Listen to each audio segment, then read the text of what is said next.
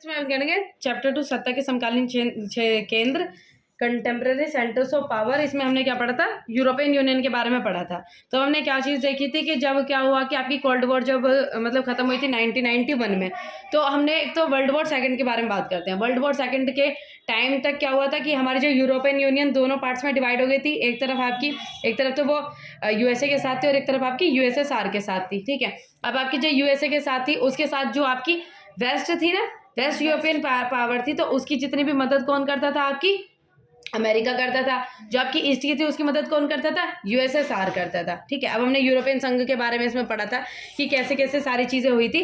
अब इसमें जैसे यूरोपियन संघ जो वो कैसे बना था, पहले तो हुआ था 1948 में उन्होंने ओईसीसी जिसको कहते हैं यूरोपियन आर्थिक सहयोग संगठन जो है कि बनाया गया था। 1948 में यूरोपियन आर्थिक सहयोग संगठन बनाया गया था, जिसमें आर्थिक स्थिति जो आर्थिक की सहायता जो है इनकी की जाती थी। ठीक है, फिर उसके बाद 1949 में यूरोपीय परिषद गठित किया गया। इसमें क्या हुआ, तो इनका जो है राजनीतिक जो है सहयोग मिलने लगा इनको। राजनीतिक मतलब पॉलिटिकल प्रोटेक्शन जो है, पॉलिटिकली इनको कुछ ना कुछ ज़्यादा सपोर्ट मिलने लगी। ठीक है, धीरे धीरे कैसे ये बताते हैं यूरोपियन यूनियन की तरफ हम कैसे गए और किस हिसाब से हम यूरोपियन यूनियन जो है बना। धीरे धीरे पहले 1948 में बना था ओईसीसी, उसके बाद 1949 में बना था, उसके बाद 1957 में क्या हुआ था, यूरोपियन इकोनॉमिक कम्युनिस्ट जो कि बनाई गई थी, जिसको कहते हैं पार्लियामेंट वगैरह जो आपकी बनाई थी। इसमें जो इसकी पॉलिटिकल पावर जो होती है, राजनीतिक पावर जो और भी ज़्यादा मजबूत इनकी हो गई थी। उसके बाद 1957 के आते आते अब हमको पता है कि 1991 में क्या हुआ, यूएसएसआर खत्म हो गया था। यूएसएसआर खत्म होने के बाद जो आपकी वेस्ट की जो यूरोपियन यूनियन की पावर थी ना, वेस्ट की यूरोपियन यूनियन पावर जो आपकी यूएसए के साथ थी, उन्होंने 1992 में ये आपका जो यूरोपियन यूनियन बना लिया था, गठित कर लिया था। फिर इन्होंने जो आपकी जो बाकी जो वेस्ट जो ईस्ट की जो आपकी यूरोपियन कंपनियां थी, जो यूएसएसआर के साथ थी कंट्रियां, उनको बोला जो जुड़ना चाहते हैं वो जुड़ जाओ, जिसको नहीं जुड़ना है तो वो कोई बात नहीं, प्रेशराइज नहीं किया। तो एक यूरोपियन यूनियन जो भी आपकी 1991 में क्या बन गई, यूरोपियन यूनियन पूरा आपका एक संघ जो था वो यूरोपियन संघ बन गया। अब यूरोपियन संघ बन गया तो ये क्या काम करता था, यूरोपियन संघ जो करता था, जितने भी उसकी कंट्रीज होती थी उनके मदद की, उनकी सहायता की जो है वो काम करता था। जैसे उनकी आर्थिक स्थिति अच्छी हो जाए, मेल मिलाप की चीज़ें हों, आपस में वाद विवाद ना हो और आपस में दोनों एक दूसरे के साथ मेल मिलाप करके जितनी कंट्रीज थी साथ में किसी तरीके का फैसला ले सके, तो राजनीति लेता चला गया। अब इसमें जैसे कि उन्होंने क्या हुआ, एक संविधान इसमें बनना जो है वो नहीं सफल हुआ। ये सोच रहे थे कि एक ही संविधान यूरोपियन यूनियन का बने, लेकिन एक संविधान इनका नहीं बन पाया। लेकिन उनका क्या बना, एक ही झंडा बना, एक ही गान बना और एक ही स्थापना दिवस जो है बनाया गया। और उन्होंने जो मुद्रा थी, जो करेंसी थी, उनकी एक ही करेंसी जो थी यूरोपियन संघ की हो गई। तो इसमें क्या हुआ था, संविधान एक नहीं बना था, लेकिन बाकी सारी चीज़ों में उनकी सिमिलैरिटी थी, ये सारी चीज़ें होती थी। अब हम देखेंगे इसमें कि क्या हुआ था, यूरोपियन संघ का आर्थिक, राजनीतिक और कूटनीतिक, जिसको कहते हैं इकोनॉमिक, पॉलिटिकली, और आपकी जो मिलिट्री है वो किस हिसाब से इनकी एक्सपेंडिचर जो होती चली गई यूरोपियन यूनियन की, कि इन्होंने कैसे आपकी इकोनॉमिकली, पॉलिटिकली और वैसे आपकी जो मिलिट्री है वो क्या सकती थी। अब हमने देखा यूरोपियन संघ जो थी वो धीरे धीरे करके विश्व की दूसरी जो है आर्थिक वो आर्थिक उस पर आगे इकोनॉमिक पोजिशन पे दूसरे नंबर पे जो आपकी जो यूरोपियन यूनियन जो है वो आ गया था, जिसको कहते हैं अमेरिका के बाद आपका जो इसमें हमने क्या देखा कि अमेरिका के बाद ये दूसरी सबसे ज़्यादा आर्थिक पोजीशन पे, काफ़ी मतलब अच्छी पोजीशन इसकी हो गई थी इकोनॉमिक कंडीशन में यूरोपियन यूनियन की देखे तो, क्योंकि इन्होंने अपनी जो नीतियाँ थी उसमें काफ़ी सारे चेंजेस किए, एक दूसरे के साथ अच्छा खासा व्यापार करना, टेक्नोलॉजी का, इस हिसाब से इन्होंने किया। ठीक है, अब इसमें देखेंगे यूरो को, इसकी मुद्रा यूरो अमेरिकी डॉलर के प्रभुत्व के लिए खतरा बन सकती थी। अब ये यूरो मतलब जो इनकी करेंसी थी वो डॉलर के लिए क्या बनती जा रही थी, खतरा। तो अमेरिका को लग रहा था भाई कि अब ये साथ में आती जा रही है तो ये हमारे लिए क्या बन सकती है, ये खतरा हो गया। और वर्ल्ड ट्रेड ऑर्गेनाइजेशन जिसको कहते हैं विश्व व्यापार संगठन में भी इसका अच्छा खासा नाम था। अब वही जो कंट्री अच्छा खासा करती रहती है तो उसके साथ जो बाकी देश होते हैं वो नहीं चाहते कि उसकी आपसी दुश्मन हो, वो सोचते हैं कि हमारी वो क्या बन कर रहे हैं, एक मित्र जो है वो बन कर रहे हैं। तो बाकी जो कंट्रीज थी जिसके साथ इसमें शत्रुता थी वो भी सोची थी उसके साथ अपनी शत्रुता खत्म करने की कोशिश करती रही, जिससे क्या हुआ, इनका व्यापार अच्छा होता है और भी अच्छा होता चला गया। अब हम देखते हैं कि इसकी जो पॉलिटिकल कंडीशन थी वो कैसी थी, राजनीतिक शक्तियाँ क्या हुई थी। राजनीतिक शक्तियाँ थी इनकी यूनाइटेड नेशन सिक्योरिटी काउंसिल। अब जो आपकी यूरोपियन संघ, यूरोपियन यूनियन की जो एक कंट्री थी, जो इसका एक सदस्य था फ्रांस, ये आपकी सुरक्षा परिषद में भी इसका स्थान प्राप्त कर लिया। यूरोपियन संघ का जो यूरोपियन यूनियन थे ना, उसका एक पार्ट क्या था, मतलब उसकी एक कंट्री था, उसका एक मेंबर था फ्रांस। उसने जो आपका सुरक्षा परिषद था, जिसको इंग्लिश में कहते हैं यूनाइटेड नेशन सिक्योरिटी काउंसिल, उसमें अपना के स्थान प्राप्त कर लिया। अब इसमें भी इसका अच्छा खासा नाम हो गया। सुरक्षा परिषद में भी अब ये फैसला ले सकती थी। तो उसमें मतलब यूनाइटेड नेशन सिक्योरिटी काउंसिल में काफी सारी कंट्री होती है। अब इसमें यूरोपियन संघ की भी एक कंट्री होती थी जो इनके बिहाफ में, मतलब इनकी सुरक्षा में, यूरोपियन की सुरक्षा में फैसला ले सकती थी। और अगर किसी भी नीति अगर उनके खिलाफ ली जा रही है तो उसमें परिवर्तन करने का वो भी वो कर सकती थी। ठीक है, इसके कारण यूरोपियन संघ अमेरिका सहित सभी देशों की नीतियों को प्रभावित करता है। मतलब क्या हुआ, अब भाई इसकी नीतियां जो है वो ऐसे करने लगी तो बाकी जो देश भी इसके अकॉर्डिंग अपनी नीतियों को चेंज करने लगे। ठीक है, अब जो इनके जो आपसी मतमुटाव थे उनको खत्म करने लगे। और ये काफी सारे, और ये जो आपकी जो यूरोपियन यूनियन थी पर्यावरण से भी मदद काफी सारे फैसले लेती थी। जैसे पर्यावरण को किस हिसाब से सुरक्षित करना है उस हिसाब से भी फैसले लेती थी। मतलब ये पर्यावरण को काफी ज्यादा आपकी यूरोपियन यूनियन सपोर्ट करती थी, विकास भी करती थी लेकिन पर्यावरण में भी काफी ज्यादा समर्थक थी। अब हम बात करते हैं यहाँ की सेना के बारे में कि सेना कैसी थी। यूरोपियन यूनियन की जो सेना थी वो भी काफी ज्यादा अच्छी थी। ये काफी अच्छा अपने जीडीपी का काफी सारा पार्ट जो है उसके ऊपर, मतलब जो अपनी इन जितने भी इनकी ग्रोथ होती ना उसका काफी सारा पार्ट अपनी मिलिट्री के ऊपर भी एक्सपेंड जो है करती थी। और जो अमेरिका के बाद ये सेकंड जो है काफी ज्यादा सेकंड नंबर पे आ गई थी आर्मी के उस पर देखा जाए तो ये वाली। और परमाणु जो आपके जो न्यूक्लियर वेपन है, न्यूक्लियर वेपन में भी काफी अच्छा खासा यूरोपियन यूनियन ने नाम जो है वो पा लिया था। लेकिन इतनी सारी अच्छी चीजें होने के बाद भी इसकी कमियां क्या थी, इसकी कमियां ये थी कि काफ़ी सारी जो इसके साथ में जो कंट्रीज थी जो इसके साथ में आई थी, उसकी ईस्ट यूरोपियन कंट्रीज जो इसके साथ में आई थी ईस्ट यूरोपिया की, जो कि आपकी यूएसएसआर की थी, इन दोनों के आपसी कुछ मनमुटाव थे। इन दोनों की आपस की जो विचारधारा थी वो मिल नहीं पा रही थी। ये कोई किसी के समर्थन में था वो, और ये जैसे ये ना अमेरिका को सपोर्ट करते थे, तो जो ईस्ट की जो कंट्रीज थी यूरोपियन कंट्रीज जो इनके साथ में जुड़ी थी वो इसको सपोर्ट नहीं करती थी। तो इनकी आपस में मनमुटाव कहीं ना कहीं होते रहते थे। और यूरो को ये चाहते थे कि पूरी करेंसी जो यूरो है वो पूरे में स्थापित हो। लेकिन क्या हुआ था कि कुछ कंट्रीज जो थी उसके समर्थन में नहीं थी, वो नहीं चाहते थे कि यूरो पूरे में जो यूरोपियन संघ की सारी कंट्रीज यूरो को माने।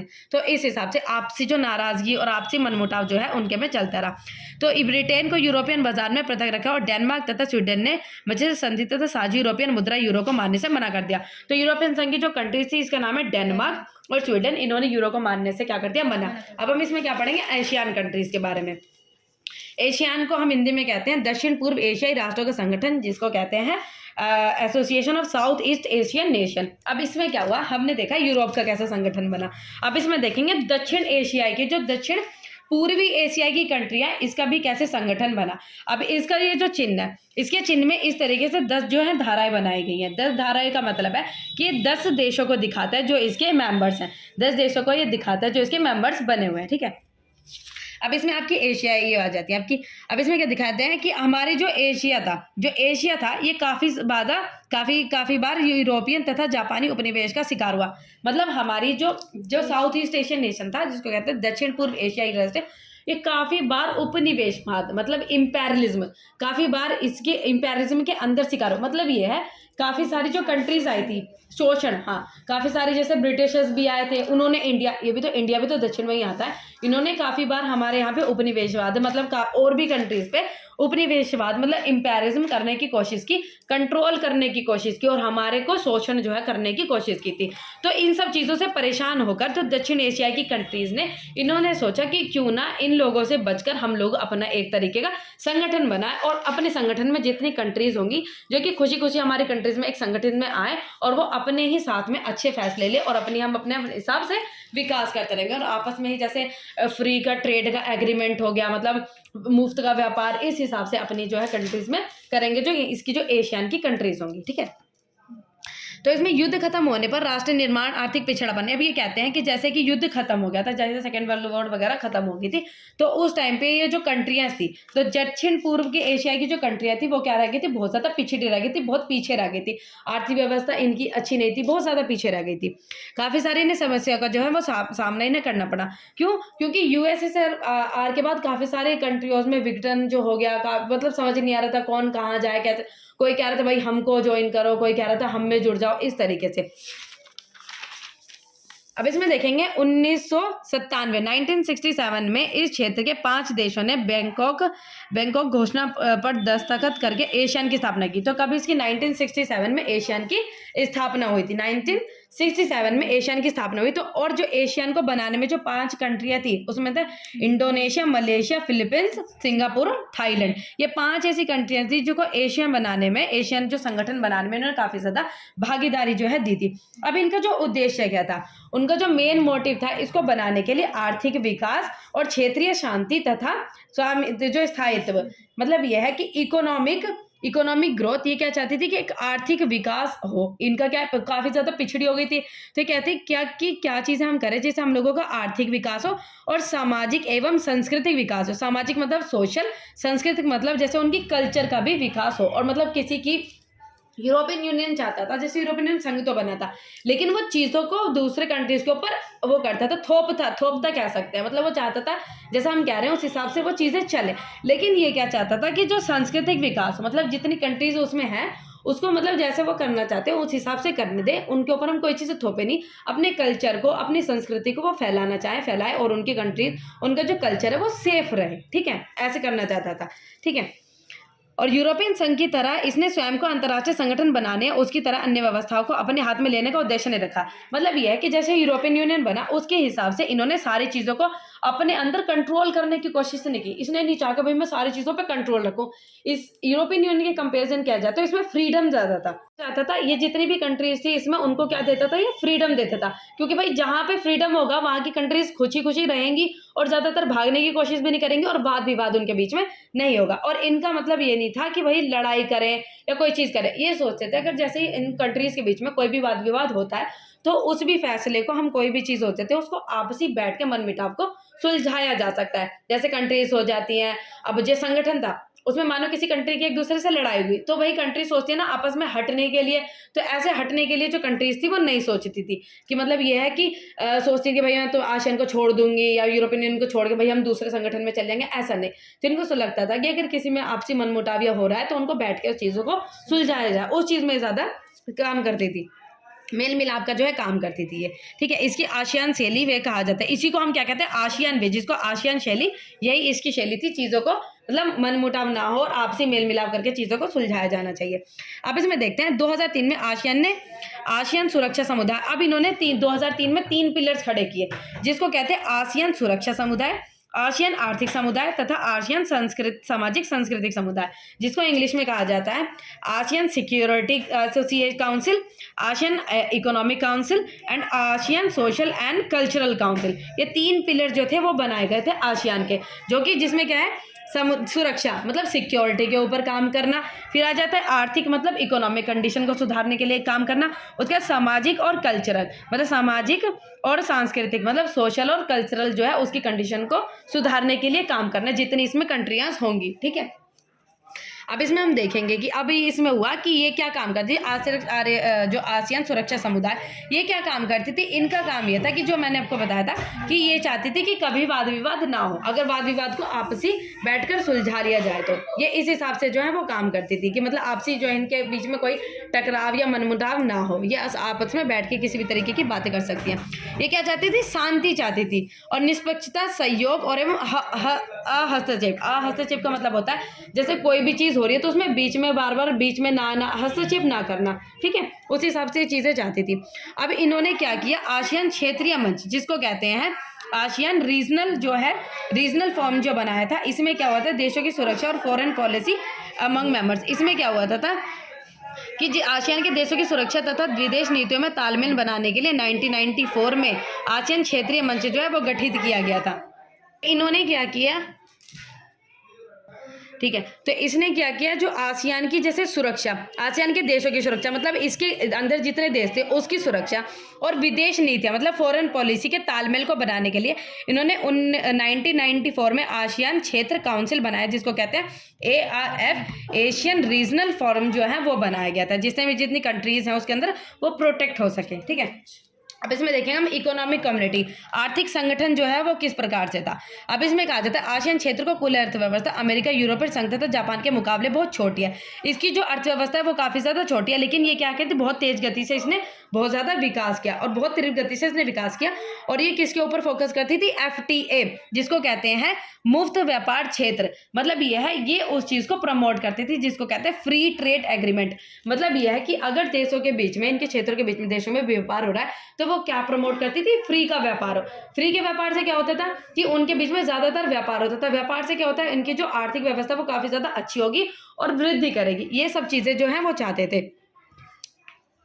ठीक है, आसियान देशों का साझा व्यापार तथा उत्पादन आधार तैयार करना तथा इस क्षेत्र के सामाजिक तथा आर्थिक विकास में सहायता करना था। तो इनका क्या था कि उत्पादन ज़्यादा से ज़्यादा करना और सामाजिक तथा आर्थिक विकास में सहायता करना इनका जो था मकसद था। अब हम देखेंगे, आसियान तेजी से विकास करता हुआ एक महत्वपूर्ण क्षेत्रीय संगठन है। अब ये क्या है, इसको हम क्या कहते हैं? एक रीजनल एसोसिएशन भी है। आर्थिक क्या है, जो आसियान है वो एक क्षेत्रीय, मतलब क्या कहते हैं? रीजनल ऑर्गेनाइजेशन भी, जिसको कहते हैं क्षेत्रीय संगठन भी है। क्षेत्रीय संगठन भी जो है आपका, इसके विभाजन दस्तावेज 2020 में अंतर्राष्ट्रीय समुदाय में आसियान की एक बहुमुखी भूमिका को प्रभुत्व में लाया गया था। मतलब बहुमुखी भूमिका, मतलब काफी सारे इसमें, मतलब काफी सारे चीजें, उद्देश्य इनके होते हैं। अब देखो इसमें क्या है, अब इसमें बताया जाएगा आसियान और इंडिया दोनों का किस तरीके से रिलेशन था। अभी क्या हुआ था, इसमें जो इंडिया था वो पहले क्या होता है, आसियान की तरफ इतना ध्यान नहीं देता था। लेकिन जैसे जैसे आपको लगता है कोई कंट्री जब कोई चीज़ ग्रो करने लगती है तो सारी की जो नज़र है उसका, जो सबका फोकस का होता है वहीं पर चले जाते हैं। तो फिर उसके बाद इंडिया और आसियान के भी रिलेशन क्या होते चले गए? अच्छे होते चले गए। उन्होंने भी जो फ्री ट्रेड एग्रीमेंट है FTA, जिसको कहते हैं मुफ्त व्यापार संगठन, उसको इंडिया भी प्रमोट करता है और आसियान भी प्रमोट करता है। उनके रिलेशन भी अच्छे हो गए। ठीक है, अब देखेंगे इंपॉर्टेंस ऑफ आसियान। जो आसियान है वो किस हिसाब से मतलब इसकी जो है महत्वपूर्ण क्यों है ये महत्वपूर्ण? ये इस तरीके के एक जो है, ये एक हिसाब से एक प्लेटफॉर्म जो है वो प्रोवाइड करता है जहाँ पर एक मुफ्त व्यापार क्षेत्र को प्रमोट किया जाता है। ये एक शांति की बात करता है, सुरक्षा की बात करता है और ज़्यादा से ज़्यादा लोगों को, मतलब जैसे अपनी व्यवस्था को अच्छी करने की कोशिश करता है। ये सब आसियान का जो है वो काम है। प्रोवाइड कंट्रीज राजनीतिक एंड सिक्योरिटी डिस्कशन, एक प्लेटफॉर्म जो है कंट्रीज को प्रोवाइड करता है। आसियान एक इस हिसाब से एक प्लेटफॉर्म प्रोवाइड करता है कि उसके अंदर जितनी भी कंट्रीज हैं वो आपसी कोई भी तरीके का फैसला लेना हो वो ले सकते हैं। ऐसा एक प्लेटफॉर्म ये प्रोवाइड करता है। तो अब इसमें देखेंगे चीनी अर्थव्यवस्था का उत्थान, कि चीनी अर्थव्यवस्था थी वो इस टाइम पे, जैसे अब देखा जाए चीनी अर्थव्यवस्था कैसे बनी।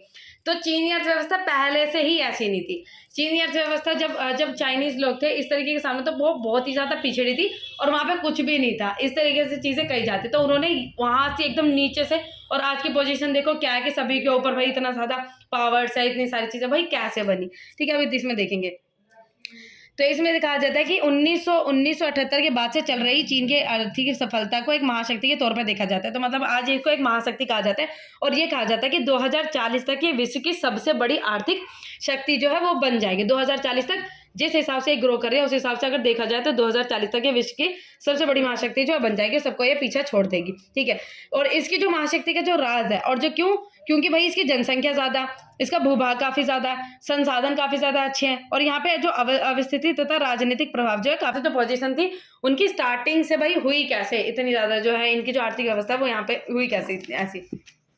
अब 1949 में क्या हुआ था कि जो माओ थी, जो आपकी कम्युनलिज्म को सपोर्ट करती, साम्यवाद, वहां पे क्या हुआ था, साम्यवाद जो है क्रांति हुई थी, इसको कहते हैं कम्युनिज्म रिवॉल्यूशन हुआ था। तो कम्युनिज्म रिवॉल्यूशन जो आपका हुआ था, जो कम्युनिज्म रिवॉल्यूशन हुआ था तो उसके बाद क्या हुआ था कि वहां पर जो साम्यवादी जो थी वो सरकार, वो वहां पे वो वाली सरकार जो है बन गई थी जो आपकी पूंजीवादी को बिल्कुल भी समर्थन नहीं करती। उसने क्या हुआ, पूंजीवादी से जितना भी रिश्ता था वो क्या कर दिया, तोड़ लिया। सारी क्या हुई थी कि आपकी कम्युनलिज्म जो थी वहां पर, सारी कम्युनलिज्म वहां पर फैल गई थी, जिसको हम क्या कहते हैं, साम्यवादी जो चीजें हैं वो कहते हैं।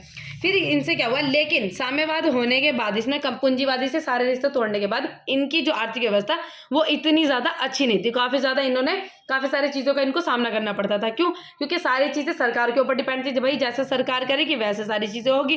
कैपिटलिज्म से सारा इन्होंने रिश्ता तोड़ लिया था। अभी कैसे कैसे हुई थी इनकी, देखो अभी इन्होंने क्या चीज की थी कि उसमें खेती से पूंजी। अब इन्होंने क्या हुआ, इंडस्ट्री जो प्रोडक्शन, पहले क्या होता था, अब जैसे कोई भी चीज़ अगर किसी देश से मंगाई जाए और तो वो देश ने इस चीज़ का फ़ायदा उठाया क्योंकि इनके पास जो विदेश से जो करेंसी आती थी वो तो थी नहीं, आर्थिक स्थिति इनकी अच्छी नहीं थी।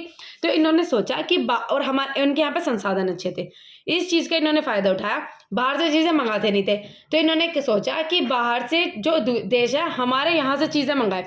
इन्होंने ज़्यादा से ज़्यादा इंडस्ट्रियाँ सेटअप की, इंडस्ट्रियाँ जैसे जैसे सेटअप की, इंडस्ट्री सेटअप करने से जैसे कोई भी बहुत ज़्यादा इंडस्ट्री सेटअप की, तो वहाँ से जितना इनको कैपिटल आया, मतलब जो वहाँ से जो इनको पैसा आया, फिर इन्होंने किस में लगाया पैसा, खेती बाड़ी में लगाया। खेती बाड़ी लगा के ये जो कंट्रीज थी वो क्या हुई, अपने जो खान पीन में उसमें जो अच्छा खासा जो खेती बाड़ी में काफ़ी ज़्यादा अच्छी इन्होंने पोजीशन अपनी कर ली, ठीक है, ऐसे किया इन्होंने।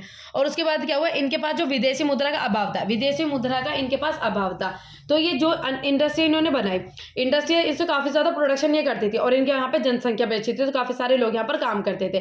तो जब इनकी इंडस्ट्री अच्छी थी तो काफ़ी सारी चीज़ें ये बाहर एक्सपोर्ट करती थी, क्या करती थी, निर्यात करती थी। निर्यात करने के बाद इनके पास जो पैसा आता था उसको वो रिजर्व करके रखती थी, और उस रिजर्व को फिर ये इस्तेमाल करती थी बाकी कंट्रियों के साथ ट्रेड करने में, ठीक है। ऐसे इन्होंने काम किया कि मतलब इन्होंने नीचे से ऊपर तक, इतने ऊपर तक किस प्रकार से आए, धीरे धीरे करके। अब इन्होंने क्या किया, जैसे कि औद्योगिक अर्थव्यवस्था खड़ा करने का आधार बनाने के लिए तमाम संसाधनों का इन्होंने इस्तेमाल किया। अब इनसे क्या हुआ कि इनकी जो अर्थव्यवस्था थी वो क्या है कि 5% थे, 6% जो इनकी अर्थव्यवस्था हो गई। अब इनकी अर्थव्यवस्था अच्छी तो हुई, लेकिन कहीं ना कहीं भाई जहाँ अच्छा होता है वहाँ कुछ ना कुछ नेगेटिव पॉइंट्स भी होते हैं, नेगेटिव फैक्टर्स भी जो थे। अब इन्होंने देखो इन्होंने क्या हुआ, देखो अच्छी चीज़ें क्या थी, स्वास्थ्य में इन्होंने काफ़ी ज़्यादा कॉन्ट्रीब्यूशन करना स्टार्ट किया, स्वास्थ्य शिक्षा में काफ़ी ज़्यादा अच्छा कंट्रीब्यूट करना स्टार्ट किया, रोजगार की जो चीज़ें थी वो काफ़ी सारी बढ़ाई, सोशल जो थे वो सोशल वेलफेयर के लिए काफ़ी ज़्यादा इन्होंने काम किया। कम्युनलिज्म तो थी, लेकिन उन्होंने उनको उस कम्युनलिज्म को अच्छे तरीके से और अच्छी पॉलिसीज़ के साथ इम्प्लीमेंट किया। अब इसके नेगेटिव फैक्टर्स क्या थे, नेगेटिव फैक्टर्स ये थे कि इसकी जो जनसंख्या थी वो बहुत ज़्यादा बढ़ रही थी।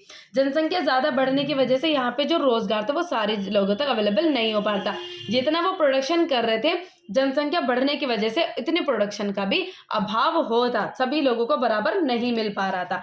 और जो महिलाओं की कंडीशन के ऊपर ये ज़्यादातर ध्यान नहीं देते थे, और जो खेती इतनी ज़्यादा नहीं बढ़ रही थी, जैसे जैसे इनकी जनसंख्या बढ़ रही थी उस हिसाब से इनकी खेती नहीं बढ़ रही थी, और विदेश से व्यापारी इतना ज़्यादा नहीं करते थे। तो ये इनकी जो नेगेटिव पॉइंट्स थे।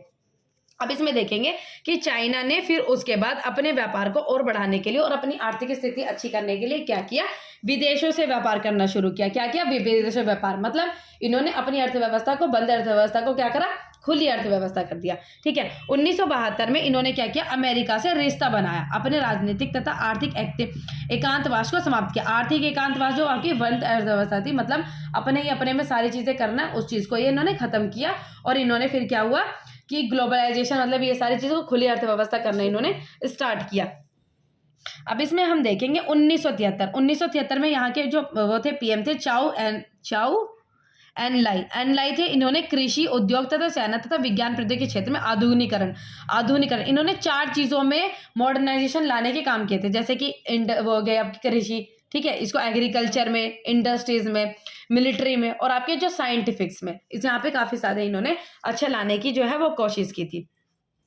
अब इसमें देखेंगे चीन ने शॉक थेरेपी को अमली जामा पहनाने के बजाय अपनी अर्थव्यवस्था को चरणबद्ध ढंग से खोला। अब देखो, हमने अभी पीछे क्या पढ़ा था कि एक शॉक थेरेपी लेगी थी। शॉक थेरेपी क्या थी कि कम्युनिज्म से कैपिटलिज्म में जब आए तो उनको क्या हुआ था, काफ़ी सारी चीज़ों का सामना करना पड़ा था, उसको हम क्या कहते हैं, शॉक थेरेपी। लेकिन इन्होंने अपनी शॉक थेरेपी को काफ़ी सारी चीज़ों में परिवर्तन लाके इन्होंने अपनी शॉक थेरेपी को ही बदल दिया। अब इन्होंने कैपिटलिज्म तो रिश्ता तोड़ लिया था, लेकिन यहाँ पे क्या थी, कम्युनिज्म थी। तो इन्होंने किस हिसाब से कैसी सारी चीज़ें मैनेज की, जिससे कि इनकी जो शॉक थेरेपी थी वो ही इन्होंने सारी चीज़ें इनको बदल दी। अब इन्होंने क्या हुआ था कि प्राइवेटाइजेशन, अब इन्होंने निजीकरण किया। 1982 में इन्होंने खेती का क्या कर दिया, निजीकरण कर दिया। निजीकरण का मतलब है प्राइवेटाइजेशन। अब जब इन्होंने खेती का निजीकरण किया तो भाई प्राइवेट सेक्टर तो अपना ज़्यादा से ज़्यादा प्रॉफिट चाहती है, तो जो प्राइवेट सेक्टर्स थे उन्होंने एग्रीकल्चर को, खेती को इस हिसाब से करने की कोशिश की भाई खेती अच्छी से अच्छी ज़्यादा हो और उसके बाद जो हमको उसका रिटर्न मिले वो भी उससे ज़्यादा अच्छा हो। तो इससे हुआ कि खेती में इन्होंने काफ़ी सारे पॉजिटिव रिजल्ट्स मिले, ठीक है। फिर जब इनको यहाँ पे फायदा दिखा तो उन्होंने जितने उद्योग थे, कम्युनिज्म में तो आपने देखा था कि सारे सरकार के अंडर में आते हैं, तो इन्होंने सारी चीज़ों को निजीकरण कर दिया। अब इन्होंने उद्योगों को भी निजीकरण करना शुरू कर दिया। अब जहाँ पे यहाँ फायदे दिखा, ऐसे ही हमको उद्योग में फायदे दिखा। उद्योग में भी निजीकरण करने में काफ़ी सारे फायदे दिखे, क्योंकि प्राइवेट कंपनियों का तो ऐसा होता है कि पैसा लगाना, उसके बाद वहाँ से ज़्यादा से अच्छा प्रॉफिट आना, और वो प्राइवेट तो कंपनी ये सोचती है कि ज़्यादा से ज़्यादा अच्छी चीज़ें लोगों को दी जाए, क्वालिटी में अच्छी चीज़ें दी जाए ताकि लोग ज़्यादा से ज़्यादा डिमांड करें और दोबारा आए। तो 1988 में कितने कहते हैं 98 में उद्योग का निजीकरण जो है वो कराया गया था। ठीक है, अब व्यापार संबंधी अवरोधों को सिर्फ विशेष आर्थिक क्षेत्रों के लिए ही हटाया गया था। अब इन्होंने क्या हुआ, जो कहते हैं स्पेशल इकोनॉमिक जोन, कुछ इन्होंने स्पेशल इकोनॉमिक जोन मतलब जिसको कहते हैं विशेष आर्थिक क्षेत्र, ऐसे मतलब कुछ जैसे मतलब इतना बड़ा एरिया, तो कुछ इन क्षेत्रों को इन्होंने इसके अंतर्गत लेकर आए थे जिसको कहते हैं विशेष आर्थिक क्षेत्र। वहां पर इन्होंने क्या किया था, जितने अवरोध होते हैं जैसे ट्रैफिक बैरियर्स होते हैं, कर वगैरह होते हैं, कुछ इन क्षेत्रों में से हटाया गया था ताकि जो बाहर की कंट्री अगर निवेश करना चाहते हैं यहाँ पे आते यहाँ पे करें, ताकि पूरे चाइना पे उन बाहर की कंट्रीज का असर ना हो। ठीक है, इस एरिया में हो जाए, तो इन्होंने कुछ बनाया था जिसको कहते हैं विशेष आर्थिक क्षेत्र, जिसको कहते हैं स्पेशल इकोनॉमिक जोन, कुछ ऐसे बनाए गए थे। ठीक है, अब आ जाती है नई आर्थिक नीतियों की वजह से चीन की अर्थव्यवस्था की अपनी जड़ता से उभरने में सहायता मिली। अब इनकी नई नीतियां थी, है ना, क्योंकि इन्होंने कृषि को भी निजीकरण कर दिया, उद्योगों को भी निजीकरण कर दिया, तो इनकी अर्थव्यवस्था काफ़ी ज़्यादा अच्छी हो गई और काफ़ी ज़्यादा इन लोगों को फ़ायदा मिला। इनकी भाई इनका जो मकसद यही था कि हम लोग इनको जो फ़ायदा मिला ना वो उससे मिला कि काफ़ी सारी कंट्रीज जो होती है आयात निर्यात पे लोगों पे डिपेंड रहते हैं, तो इन्होंने उसी चीज़ का यूज़ किया। इन्होंने सोचा कि भाई हम बाहर से चीज़ मंगाने की जगह अपने इंडिया में चीज़ें बनाएं, मतलब अपने चाइना में चीज़ें बनाएं अपनी कंट्री में, और ज़्यादा से ज़्यादा चीज़ें बाहर सस्ते रेट में बेचें। ये अभी आपने देखा होगा काफ़ी सारी मेड इन चाइना सारी चीज़ें मिलती थी, सस्ते में चीज़ें मिल जाती थी। और क्यों? क्योंकि वहाँ की जनसंख्या बहुत ज़्यादा थी, वो काम मतलब बहुत ज़्यादा वहाँ पे इंडस्ट्रीज थी और जनसंख्या बहुत ज़्यादा थी, और ज़्यादा से ज़्यादा वो सोचती थी कि वहाँ पे फॉरेन करेंसी आए, बाहर की करेंसी आए, और उस करेंसी को इस्तेमाल करके वो कहीं और पे व्यापार करें, और मतलब हम लोगों का, और वो एक मार्केट पे कब्जा करना चाहती थी। ठीक है, ये इनका मकसद था, और इसी चीज़ ने इनको यहाँ पे सफल कर दिया और काफ़ी अच्छा इन्होंने पोजीशन जो है वो हासिल की। और इसी अच्छी पोजीशन की वजह से जिनके आपसी मनमुटाव थे बाकी कंट्रीज़ के, वो इनसे ख़त्म हो गए, क्योंकि भाई अच्छी कंट्रीज़ के बारे में बताया था, सभी चाहते हैं कि दोस्ती हो, और जब अच्छा खासा नाम था और काफ़ी जितने इनके छोटे मोटे मनमुटाव थे वो इनकी वजह से खत्म हो गए थे। अब इसके कुछ नेगेटिव फैक्टर्स भी है। नेगेटिव फैक्टर्स वही देखे थे हमने, बेरोजगारी बढ़ रही थी, महिलाओं के ऊपर ज़्यादा ध्यान नहीं दिया जाता था। ठीक है, और इन्वायरमेंट पे भी ये प्रोडक्शन तो कर रही थी लेकिन पर्यावरण को इतना ज़्यादा ध्यान ये नहीं दे रही थी, और इसमें काफ़ी ज़्यादा करप्शन बढ़ रहा था, इनइक्वालिटी भी बढ़ती जा रही थी। ये सारे इसके नेगेटिव पॉइंट्स है। अपने सभी विधा चाइना से भूल गए थे। ठीक है, अब इसमें पढ़ेंगे चीन के संबंध भारत के साथ क्या थे, कि भारत के साथ जो चीन के संबंध थे वो किस प्रकार थे। अब इसमें देखा जाएगा कि भारत और चीन के संबंध काफ़ी पहले अच्छे थे, लेकिन कुछ हिसाब से मनमुटाव थे। जैसे हमने सुना होगा हिंदी चीनी भाई भाई ऐसे कहा जाता है, तो मतलब उस टाइम पे जो रिलेशन थे भारत और चाइना के वो काफ़ी ज़्यादा अच्छे थे। लेकिन कुछ बॉर्डर डिस्प्यूट्स हो जाते हैं, उस वजह से इंडिया और चाइना के रिलेशन कभी ख़राब हो जाते हैं। देखो पहले की बात है कि जो इंडिया की और भारत की जो आर्थिक स्थिति थी मतलब काफ़ी ज़्यादा अच्छी थी, धार्मिक चीज़ों में भी काफ़ी एक साथ रहते थे, संस्कृति में भी काफ़ी सारे एक साथ रहते थे, और एक दूसरे को अधिक से अधिक अच्छी तरह से नहीं जान सके। और जब 20वीं सदी में दोनों एक दूसरे के टकराव में आए, तो कब आए, 20वीं सेंचुरी में दोनों एक दूसरे के टकराव में जो आए, और ये कब आए थे, 1962 की लड़ाई शुरू की, 1962 की जो लड़ाई, क्योंकि इनके ऊपर ज़्यादातर जो सीमा विवाद का रिश्ता होता था, जैसे अक्साई चिन आपने सुना होगा, जिसके ऊपर चाइना कंट्रोल करने की कोशिश करता है, उसके ऊपर इंडिया जो कहती है वो हमारा है, इस तरीके से दोनों के बीच में सीमा के बीच में इनका वाद विवाद जो है हुआ था। तो 1962 की जब लड़ाई हुई थी, तो दोनों के बीच में चाइना और इंडिया के बीच में क्या हुआ था, लड़ाई जो हुई थी, और उसमें जो चाइना थी उसने हेल्प किसकी की थी, पाकिस्तान की हेल्प की थी। ठीक है, ठीक है, तो हमने इसमें देखा था कि 1962 की लड़ाई थी, तो उस हिसाब से जो भारत थी वो हार गया था, और इनके बीच में और भी ज़्यादा मनमुटाव हो गए थे। लेकिन धीरे धीरे अब जैसे जैसे टाइम बढ़ता जा रहा है, तो ये दोनों आपसी में मनमुटाव जो है वो मतलब ठीक करने की कोशिश करती रही हैं, और जो इन दोनों के रिलेशन जो ट्रेड से, इस हिसाब से इन दोनों के रिश्ते बीच में कुछ अच्छे होते चले गए थे। अब इसमें देखा जा रहा है कि 1988 में राजीव गांधी द्वारा चीन का दौरा करने से भारत चीन रिश्तों को सुधारने का प्रयास का बढ़ा हुआ है। जैसे एक दूसरे के जो मंत्री हैं कुछ इधर उधर जाते, तो इनके जैसे दौरा वगैरह करते हैं, इनके रिश्ते में कुछ सुधार रहता है। लेकिन उसके बाद भी अब कुछ ऐसी कंडीशंस दोबारा से ऐसी हो गई हैं कि दोनों के बीच में मनमुटाव हो गया है, जिसको सीमा विवाद जो है हम कह सकते हैं। ठीक है, अब इसमें जापान के बारे में पढ़ेंगे कि जापान ने किस हिसाब से जो है इतनी मतलब अच्छी पोजीशन जो है हासिल की। जापान का नाम कहा जाता है कि भाई टेक्नोलॉजी काफ़ी ज़्यादा अच्छी है, और काफ़ी ज़्यादा अच्छा ग्रो कर रही है। तो हम देखते हैं कि किस हिसाब से। अब जो जापान थी वहाँ पे क्या होती है कि जापान की जो प्राकृतिक संसाधन जिसको कहते हैं नेचुरल रिसोर्सेज, वहाँ का मतलब इतने ज़्यादा नेचुरल रिसोर्सेज तो है नहीं। वो कोई भी जैसे प्रोडक्शन करता है तो बाहर की कंट्रीज़ के आयात निर्यात पर वो निर्भर रहता है, मतलब बाहर से चीज़ें कच्चा माल वगैरह आयात करता है और फिर उसके हिसाब से वो प्रोडक्शन करता है। लेकिन 1964 में क्या हुआ था, इन्होंने 1964 में एक ऑर्गेनाइजेशन बनाई गई थी जिसको कहते हैं organisation for economic corporation and development. ये एक ऑर्गेनाइजेशन बनाई गई थी। तो इसके बाद जैसे 2017 में जापान की अर्थव्यवस्था विश्व की तीसरी, देखो 1917 में जापान 2017 में जो जापान की अर्थव्यवस्था थी तीसरी सबसे बड़ी अर्थव्यवस्था जो है वो बन गई थी। क्यों? क्योंकि उसने लगातार प्रयास जो किया। अब देखा जाए तो जब जब अमेरिका का जब इनके ऊपर अटैक हुआ था, जिसको कहते हैं हिरोशिमा नागासाकी में जब इनके ऊपर अटैक हुआ, उसके बाद इनकी जो आर्थिक स्थिति बहुत ज़्यादा खराब हो गई थी। उसके बाद आज यहाँ तक जो पोजीशन है वो जापान की इतनी ज़्यादा अच्छी पोजीशन हो गई। उसके बाद इन देखो कितना ज़्यादा इन्होंने विकास जो है वो किया। तो इन्होंने जब अपनी पॉलिसीज बनाई थी ना, तो उन अनुच्छेद 9 में इन्होंने ये कहा है कि ये पता है क्या करती है, ये जो कंट्रीज है ये हमेशा लड़ाई से क्या रहना चाहती है, दूर रहना चाहती है। इन्होंने अपने अनुच्छेद 9 में भी ये चीज़ कही है कि ये क्या करती है, जैसे कोई भी लड़ाई वगैरह होगी उसको आपसी बातचीत करके सुलझाने का प्रयास करती है। ये बलपूर्वक किसी चीज़ को सुधारने का प्रयास नहीं करती, मतलब ये लड़ाई वगैरह से ज़्यादातर दूर रहना चाहती है। तो राष्ट्र के संपूर्ण अधिकार के रूप से युद्ध को तथा अंतर्राष्ट्रीय विवादों को सुलझाने में बल प्रयोग अथवा धमकी से काम लेने के तरीके का जापान के लिए हमेशा के लिए त्याग करते हैं। ये नहीं चाहते कि कभी आपस में देशों के बीच में ज़्यादा लड़ाई हो और इन सब चीज़ों से ये दूर रहना चाहते हैं। उस हिसाब से इन्होंने अनुच्छेद 9 में ये चीज़ें ऐड की गई हैं। ठीक है, तो इस वजह से ये अपनी जीडीपी का सिर्फ 1% ही मिलिट्री में डालती हैं। क्यों? क्योंकि भाई जीडीपी का 1% इसलिए डालती हैं, सिर्फ इतना कम इसलिए डालती हैं क्योंकि भाई ये लड़ाई नहीं करना चाहती, इसलिए मिलिट्री के चीज़ों पे ज़्यादातर खर्चा नहीं करती हैं। अब हम बात करते हैं दक्षिण कोरिया की।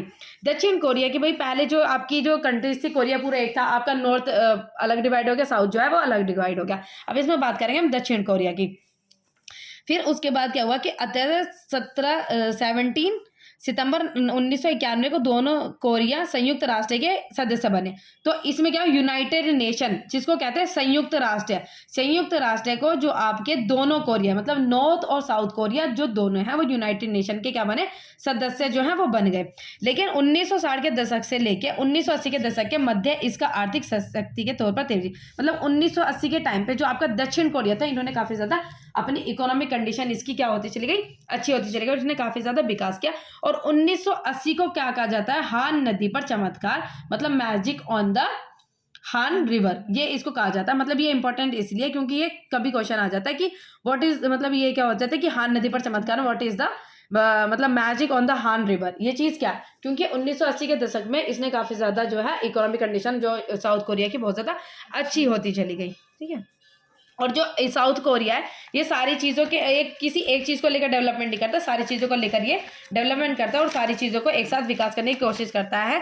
और जो इसने क्या किया है, जो जैसे सफल भूमि सुधार, ग्रामीण विकास और इन सब चीज़ों में ये वृद्धि करने की कोशिश करता है। तो यही है बस दक्षिण कोरिया।